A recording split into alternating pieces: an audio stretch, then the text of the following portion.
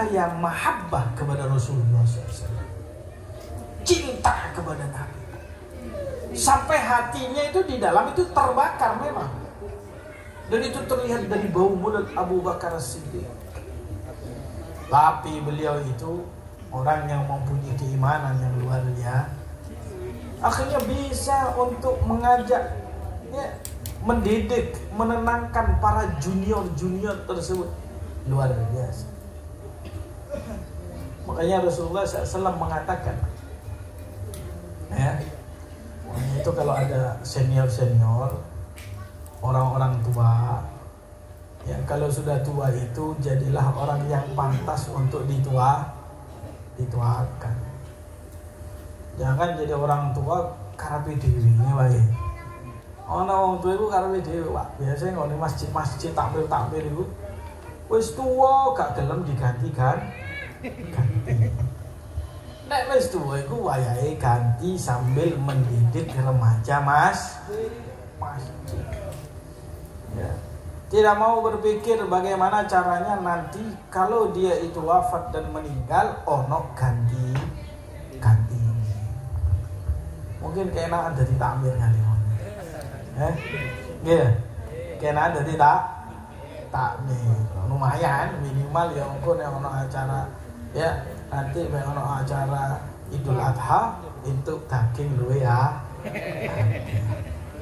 Ya kan minimal ngono ya. Turun duwe masjid sing iso disilih. Oh, di masjid wis gampang kok. Aku gak duwe duit, tak silih dhisik. Ah, ana sing ngono. Ana. Bed. Banyak. Kok banyak. Mana kau banyak ni?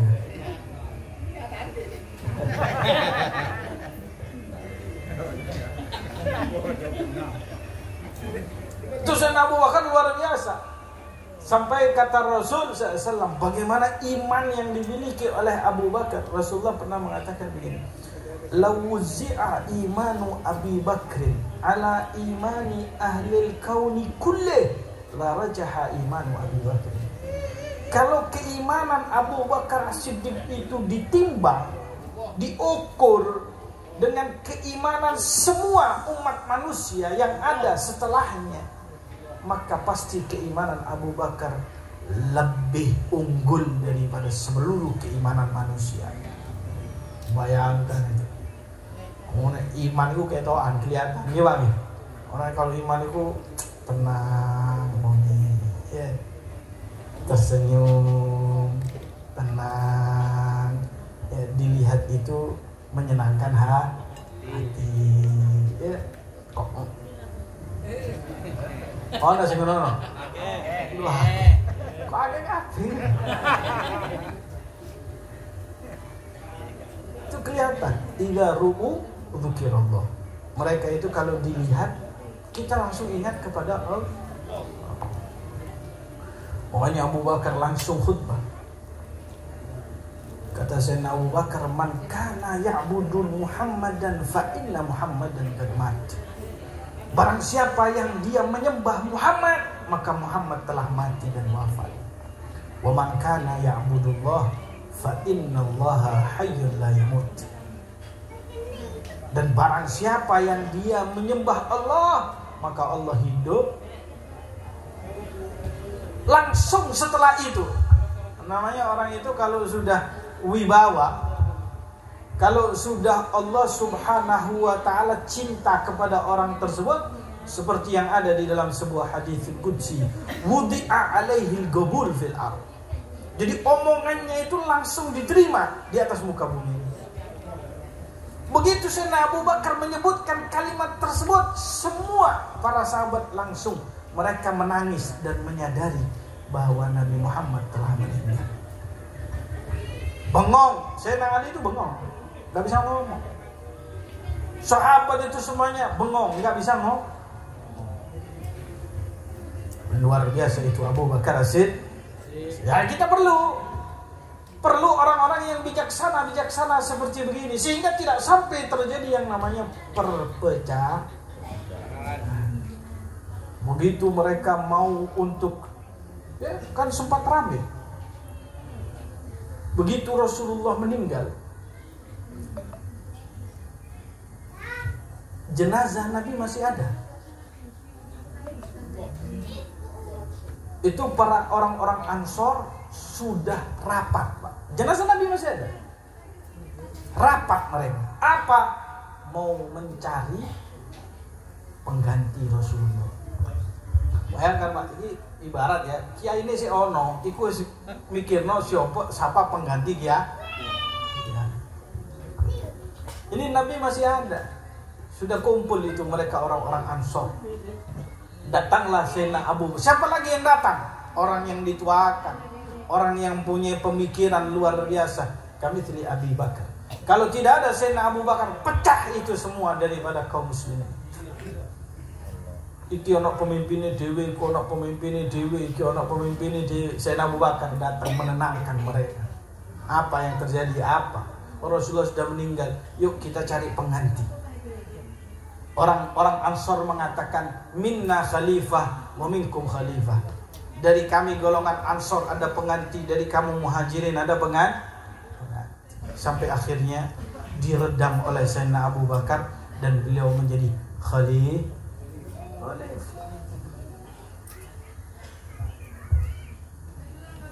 Mudah-mudahanlah ya, kita bisa dikaruniai kebijaksanaan orang-orang yang sudah tua ini.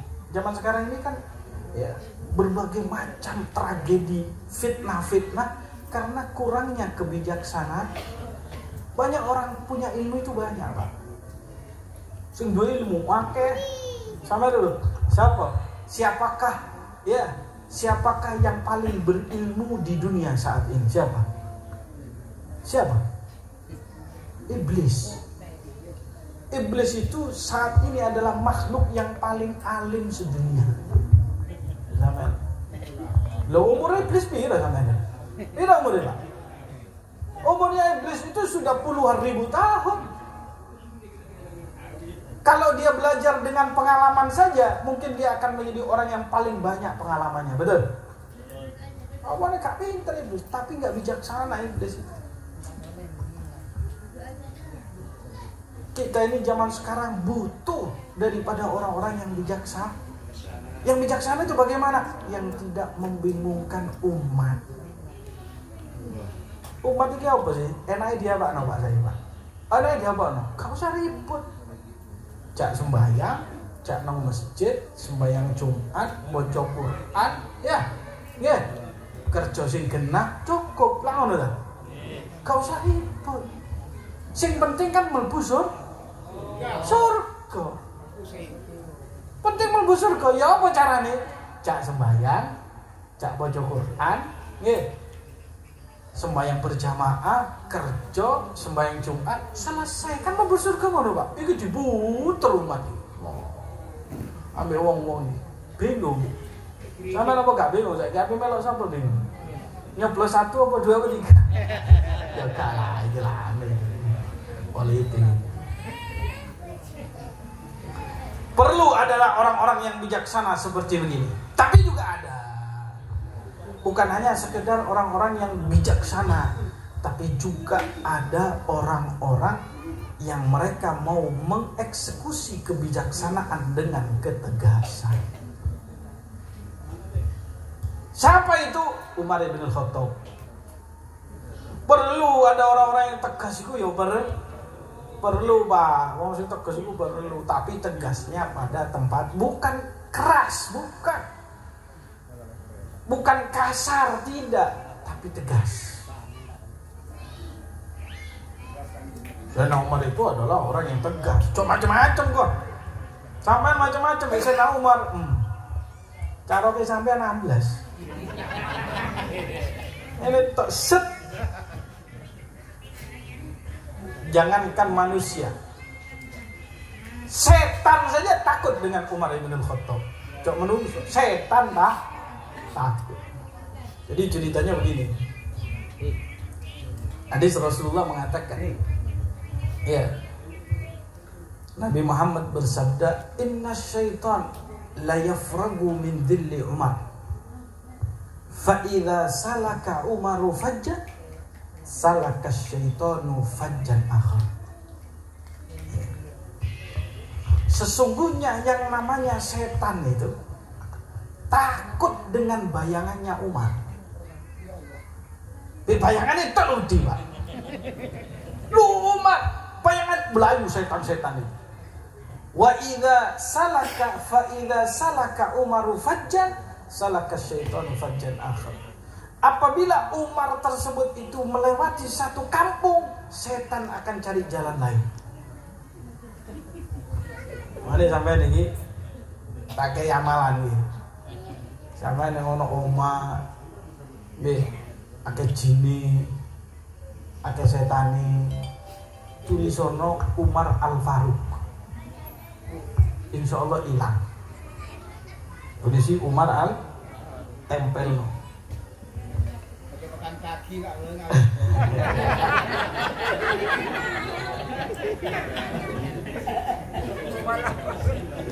tapi ku nek jine jin kafir, nek jin muslim padha jenenge padha mari.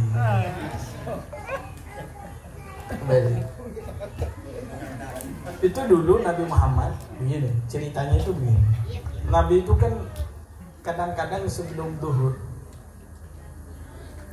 ngajar perempuan. Nabi itu juga mengajari perempuan ngajar. Nah, waktu Rasulullah mengajari perempuan, kadang-kadang perempuan kan begitu. Namanya pengajian perempuan, Pak, lain sama bapak-bapak. Kalau bapak-bapak mendengarkan, kalau perempuan itu ono sing sikile ngene, ono sing garuk-garuk. Iki wae. Ono sing buka TikTok. Kan enggak fokus itu perempuan. Namanya perempuan tuh enggak fokus. Ya. Kecuali kalau penceramahnya sing ganteng-ganteng bagus. Ada saya sampean ana pengajian wedok, sampean undang saya aja.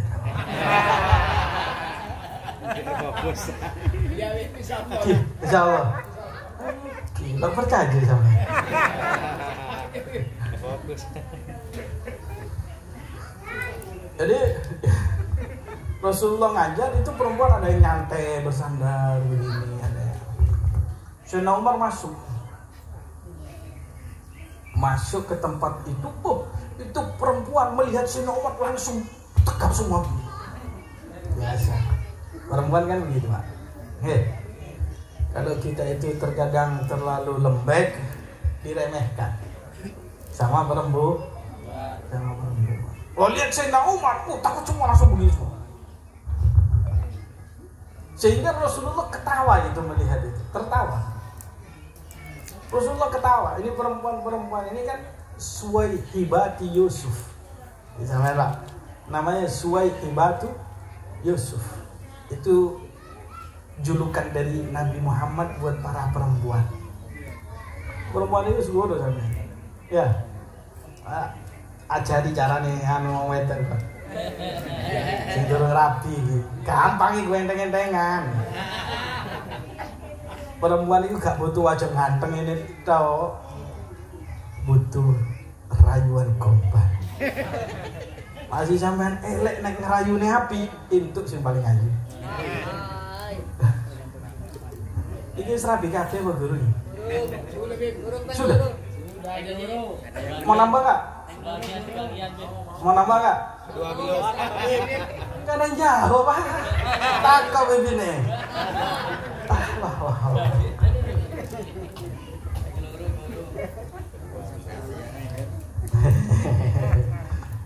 Kan ini majelis laki-laki semua. Kenapa takut? Tidak ada perempuan. Masuk Sayyidina Umar, Nabi ketawa melihat pemandangan tersebut. Melihat Suwaihibatu Yusuf.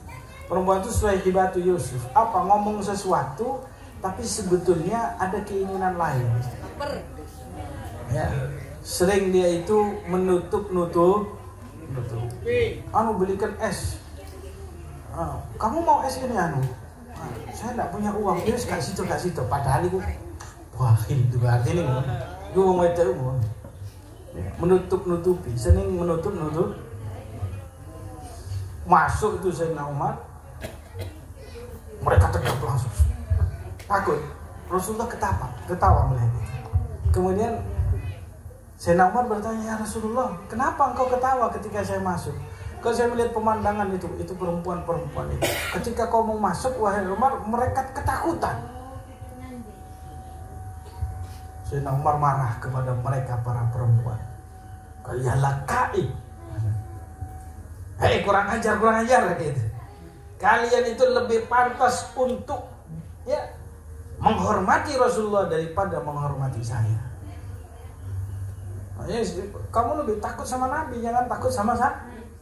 Dimarahi oleh Sayyidina Umar. Perempuan takut semuanya. Sampai ada yang menjawab satu, iya, kalau Rasulullah itu orangnya lembut. Kalau kamu terlalu kasar, wahai Umar. Wah, tambah marah dia. Akhirnya Rasulullah mengatakan begini. Kata Nabi, ya, inna syaitan la yafragu min dhilli Umar. Tegas Sayyidina Umar luar biasa. Dan dibutuhkan orang-orang tegas seperti begitu, supaya agama ini tidak dibuat mainan. Makanya Nabi pun juga mengajarkan ketegasan, Pak. Contoh yang mudah gampang. Anda punya anak, umur 7 tahun perintahkan sholat, 10 tahun gak mau sholat, pukul, kata Nabi. Itu tanda tegas. Kata Rasulullah SAW, muru auladakum bis salati li sab'in, perintahkan anak anda umur 7 untuk salat. Wadribu ala tarkiha li asyin. Pukul kalau seandainya mereka meninggalkannya umur 10. Jangan nanti umur 10 tahun. Nah, ayo salat. Saya semua kita salat. Loh, anak kecil diajak begitu. Akhirnya ngomongnya, iya Pak sudah sholat, padahal belum. Kan banyak itu anak-anak kita itu. Jangan anak-anak kita dulu, anda semua kan juga begitu. Iya Pak sudah sholat, padahal belum. Bapaknya dibohongi. Iya sudah di masjid, padahal nggak ke masjid.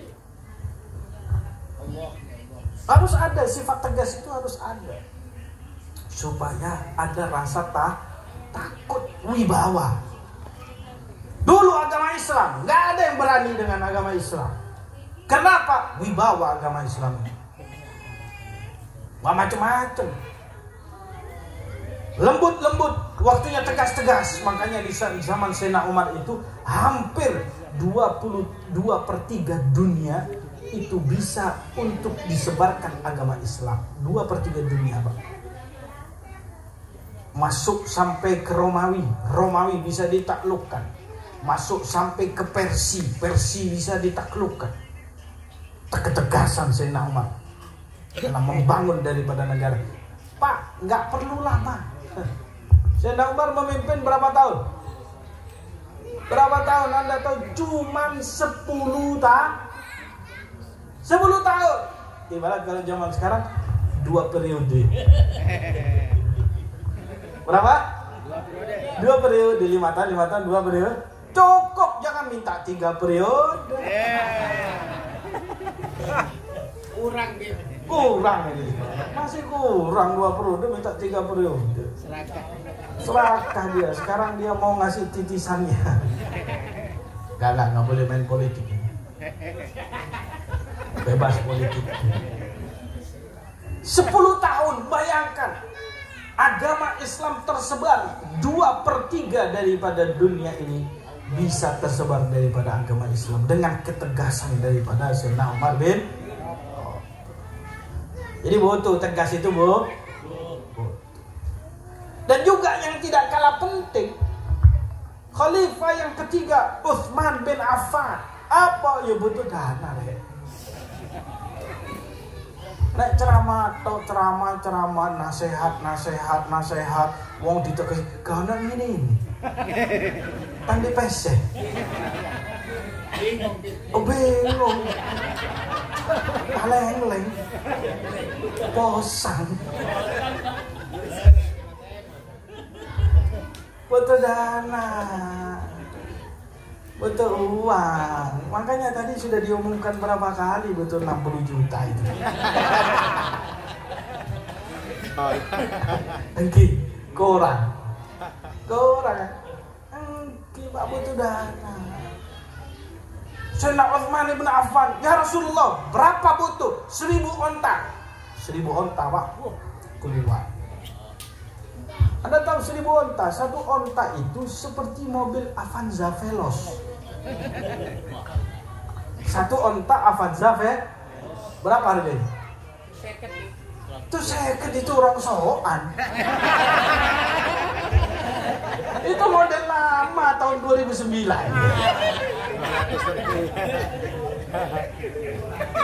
Oh, yang baru, Pak. Telur ratos, bener 200. Saya update mobil-mobil. Bayangkan 300 juta satu onta. Kalau zaman dulu itu kan seperti kendaraan.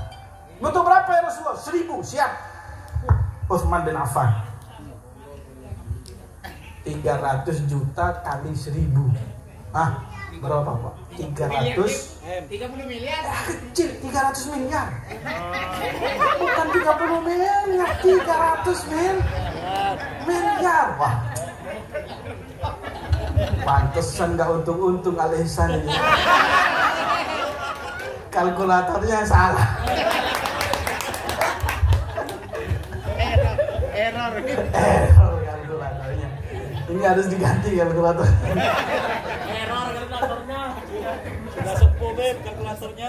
Sudah sepuh.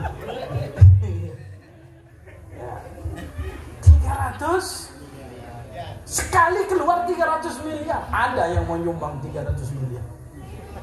Angel kan gini. Angel. Mau 30 orang saja 27 juta. Nang pengucap muris. Mungkin butuh dana itu juga butuh. Ada kebijaksanaan, ada ketegasan juga ada dana. Walaupun tidak sebanyak daripada yang dimiliki orang di luar sana. Yang penting ada mau untuk mendermakan 10.000, 50, 100, 200. Tapi yo ojo terus 10.000 terus istiqomah. Istiqomah saya. Saya 10.000 katanya harus istiqomah. Ya istiqomah itu. Boleh 5.000. Ini aja harganya 2.500. Anda bawa pulang satu ini. Masa kasih 5.000? Ini 50 deh. 50.000. 1 bulan sekali loh. 2 bulan. 1 bulan? Ya 25 ribuan lah. Ya lumayan ya dah. 25.000 itu nasi goreng 2 bungkus. Betul. Rokok Sampurna Mil 1 pak. Kurang. Beli rokok bisa. Giliran buat pondok pesantren. Aduh tanpa sebut sepi ekonomi Pak Jokowi ini tak nikmat nih kan. Oke, 50.000 sebulan Pak, sisihkan sedikit barokah. Gak ada yang enggak barokah. Ya. Mana qasamalun bis shadaqati bal yazdad. Tidak akan berkurang yang namanya harta itu dengan saudara. Tapi nambah. Percaya nggak sama Nabi? Percaya. Nambah Pak. Cuman memang nggak bisa langsung lah. 50.000 nambah 150. Ya nggak bisa begitu Pak. Kalau memang 50 ya. Kemudian itu dapat 150, itu namanya pinjol itu.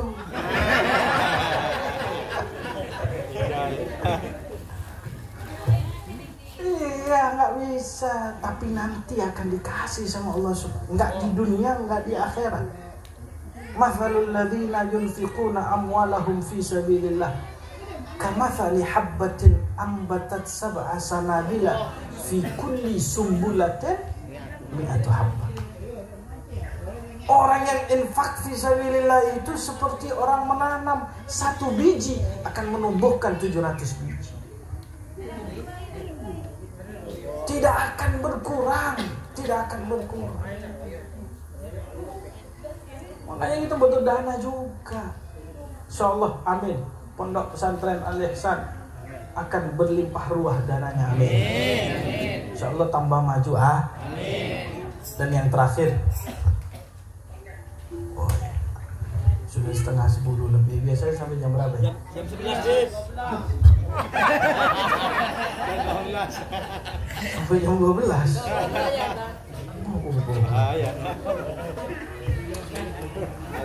Bahaya. Bukan bahaya lagi. Emergency sudah. Darurat. Sampai jam 12. Satu lagi yang diperlukan adalah para pemuda-pemuda yang intelektual seperti Sayyidina Ali bin Abi Thalib. Ada yang bijaksana, ada yang tegas, ada yang kasih dana, ada para pemuda-pemuda yang mereka siap dengan intelektualnya, dengan kecerdasannya, siap. Ada yang siapkan untuk live streaming, iya. Ada siapkan YouTube, ada siapkan TikTok. Disiapkan itu semuanya para pemuda-pemuda intelektual seperti Sayyidina Ali bin Abi Thalib. Sayyidina Ali bin Abi Thalib luar biasa beliau. Kecerdasan beliau itu memang di luar batas yang dimiliki oleh manusia. Tapi untuk menunjukkan kepada diri kita bahwa kita bukan hanya butuh daripada orang-orang tua yang bisa menasehati ataupun orang-orang yang tegas, tapi kita butuh orang-orang yang cerdas. Makanya kita tetap harus pondokkan anak kita di Al-Ihsan untuk mendapatkan daripada ilmu supaya bisa berkembang.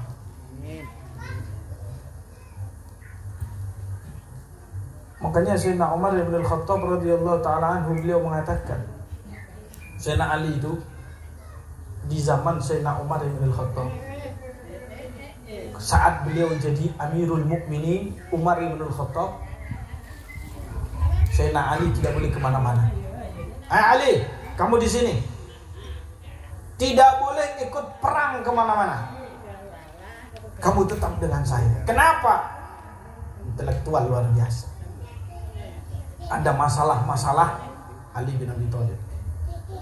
Ya, sampai Sayyidina Umar mengatakan, laula Abul Hasan, kalau bukan Sayyidina Ali bin Abi Thalib, lahalaka Umar, pasti Umar akan binasa. Sayyidina Umar itu tegas, tapi kadang-kadang melewati batas. Kan pernah itu ada ceritanya. Ada satu orang datang kepada Sayyidina Umar ibn al-Khattab, ya Amirul Mukminin, inni uhibbul fitnah. Saya itu cinta dengan yang namanya fitnah. Wa akrahul haq. Saya itu benci kebenaran. Sayyidina Umar itu ditantang ini, Pak. Hah? Wa afirru minar rahmah, dan saya lari daripada rahmat. Saya enggak mau lari daripada rahmat. Sayyidina Umar langsung pentang sering. Ngomong sak pisan mana itu? Tak hah?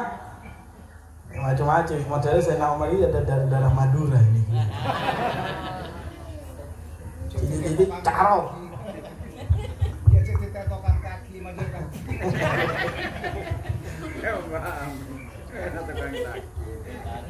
Subhanallah, sudah mau dipenggal, kata Sayyidina Ali, ya Amirul Mukminin, mahlan, pelan-pelan. Inna qawlahu shadiq. Apa yang dia omongkan itu benar. Kok bisa? Intelektual lagi, Pak. Orang cerdas. Sayyidina Ali bin Abi Thalib itu betul apa yang dia katakan. Inni uhibbul fitnah. Saya cinta fitnah. Siapa yang tidak cinta dengan fitnah? Karena yang dia maksud daripada fitnah itu adalah anak-anak dan innama azwajukum wa auladukum fitnah. Sesungguhnya istri-istri kalian dan anak-anak kalian itu adalah fitnah. Istri itu fitnah, Pak, bahaya. Laki perempuan itu berbahaya sekali. Anak-anak juga berbahaya sekali.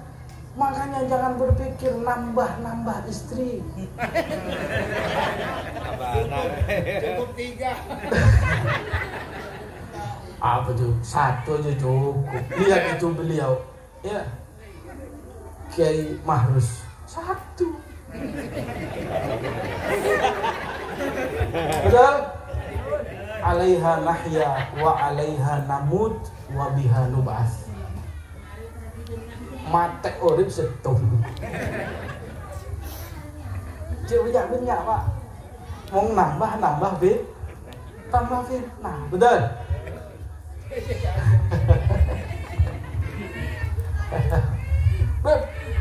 Tapi kan di ayat itu langsung 2. Lu kan ayatnya begitu. Fankihu ma tobalakum minan nisa'i, langsung nurul. Masna wa thulatha. Ayat gurih nih potong. Ya, itu kalau fa illam ta'dilu fawah. Kalau sampean masna wa thulatha wa rubu.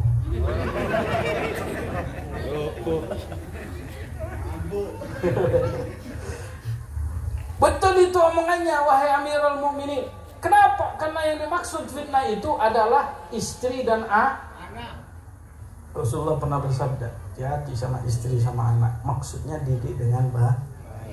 Inna awwala ma yata'allaqu bihi ar-rajulu yaumal qiyamah ahluhu wa auladuhu. Pertama kali yang akan menuntut kita nanti di hari kiamat siapa? Keluarga dan anak-anak. Sebelum musuh, sebelum teman, sebelum semuanya. Pertama kali yang datang menuntut kita, ya Allah, jangan itu dimasukkan ke dalam surga ya Allah. Siapa yang ngomong begitu? Istri dan anak-anak. Kalau tidak dididik dengan baik. Kemudian yang kedua dia mengatakan wa akrahu al-haq, dan saya benci kebenaran. Saya benci kebenaran. Apa al-haq tersebut? Yaitu adalah al-maut. Oh, kan? Ini berarti sudah tanda ini, jangan boleh lama-lama ini, Ben. Mau ke kamar mandi dia harus ini.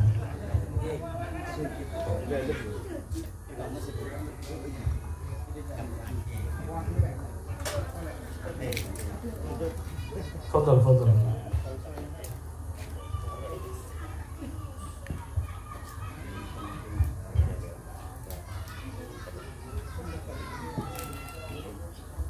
Tak jadi. Ayo, saya tutup sebentar lagi, Jay. Ini isyaratnya ini. Wa akrahul haq, dan saya benci kebenaran. Apa kebenaran? Al-maut, kematian. Di dunia ini, Bang, semuanya bisa benar bisa salah. Tapi kalau kematian pasti benar. Karena tidak mungkin orang di dunia hidup kekal. Semuanya mati. Ada yang enggak mati? Enggak ada. Iblis pun mati.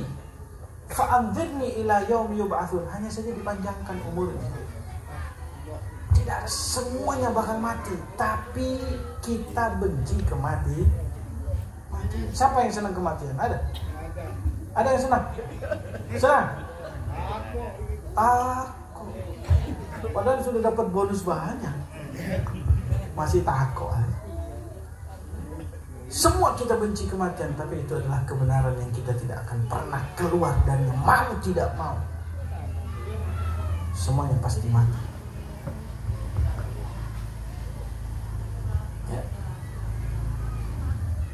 fa innahu mulaqikum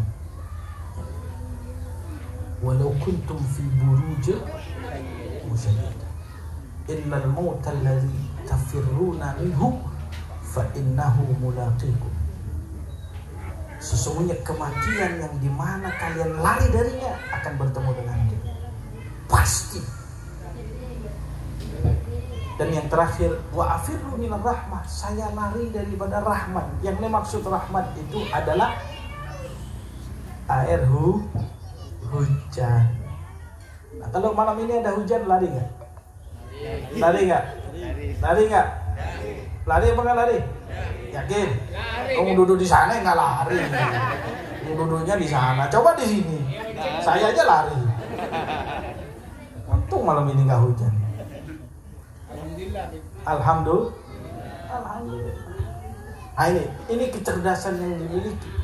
Ya, sebuah anak muda yang mempunyai intelektual tinggi. Terbangunlah agama Islam sampai akhirnya agama Islam di dunia ini menjadi agama yang dipeluk oleh hampir terbanyak di dunia. Berapa jumlah manusia di dunia?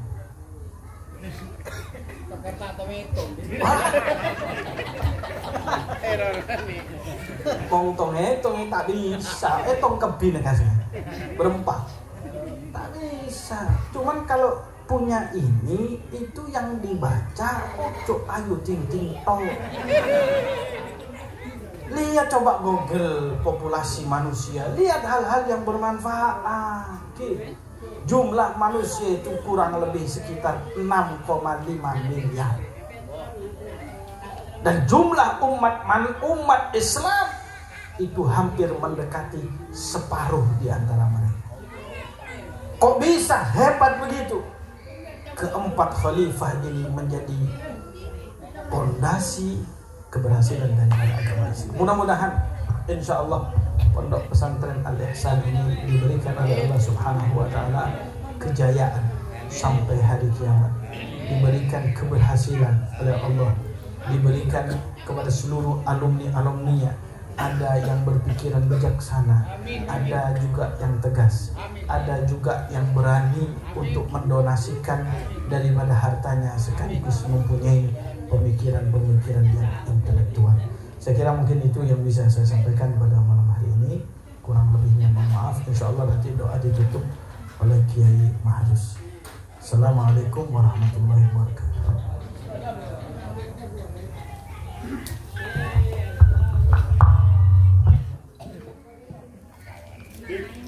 Mohon doa sama Kiai. Di dalam aja, Kiai aja.